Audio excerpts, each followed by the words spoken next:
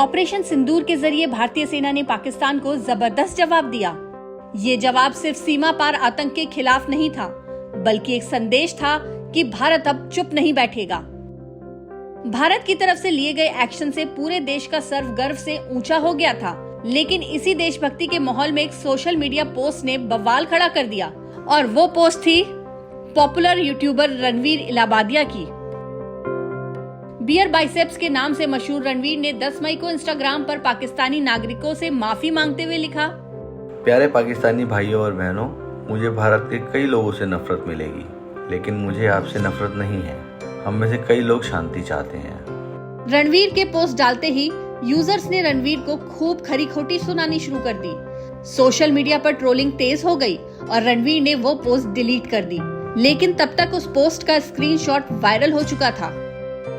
माहौल बिगड़ता देख रणवीर इलाहाबादिया ने डैमेज कंट्रोल करने की कोशिश की और फिर वो दिखे एक इंटरनेशनल प्लेटफॉर्म पर, जहां उन्होंने देश को अपनी बात समझानी चाहिए। अनसेंसर्ड शो में पियर्स मॉर्गन ने रणवीर की इस पोस्ट के बारे में पूछा कि उन्होंने इस पोस्ट को डिलीट क्यों किया, तो देखिए रणवीर ने अपनी सफाई में क्या कहा। Deleted it because the ceasefire was broken and Pakistan just gave us another reason to not trust the entire state once again.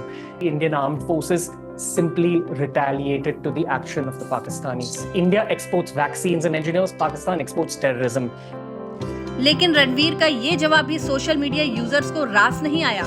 कईयों ने इसे पीआर स्टंट बताया और कहा कि वो अपनी पहली गलती को ढकने के लिए अब ये सब बोल रहे हैं। सोशल मीडिया पर रणवीर के खिलाफ काफी कुछ कहा जाने लगा।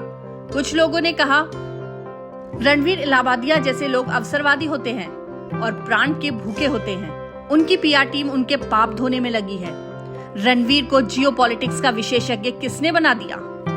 रणवीर ने शो में पाकिस्तान के दोहरे चेहरे को उजागर किया। उन्होंने सबूतों, आंकड़ों और तस्वीरों के जरिए बताया कि कैसे पाकिस्तान आतंकवाद को बढ़ावा देता है।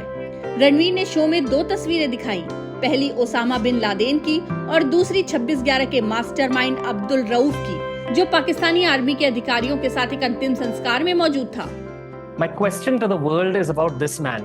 He was found 800 meters from a military base in Pakistan. That's the face that the world recognizes. This is the face that India recognizes because it's most specific to our narrative. This man is a UN designated terrorist being celebrated by the Pakistani military in the background. इसके बाद रणवीर ने operation सिंदूर पर बात करते हुए कहा कि भारत की अर्थव्यवस्था पाकिस्तान से 11 गुनी बड़ी है और ये अंतर हमारी सोच और नीयत को दर्शाता है। India has never been an aggressor in any of these situations. We export vaccines, we export philosophy, and we export engineers and leaders to the world. That's why our economy is 11 times the size of Pakistan. Ranveer Allahbadia की बातों और विचारों पर लोग अब सवाल उठाने लगे हैं। एक तरफ वो पाकिस्तानियों से माफी मांगते हैं, तो वहीं दूसरी तरफ इंटरनेशनल शो में पाकिस्तान पर हमला बोलते हैं। ऐसा नहीं है कि रणवीर की बयानबाजी और सोच के चलते पहली बार उन्हें लोगों के गुस्से का सामना करना पड़ा हो। बता दें कि रणवीर इससे पहले भी विवादों में रह चुके हैं। हाल ही में इंडियाज गॉट टैलेंट शो में उनके बयान पर भी खूब बवाल मचा था, जिसकी वजह से उन्हें जेल की हवा भी खानी पड़ी थी।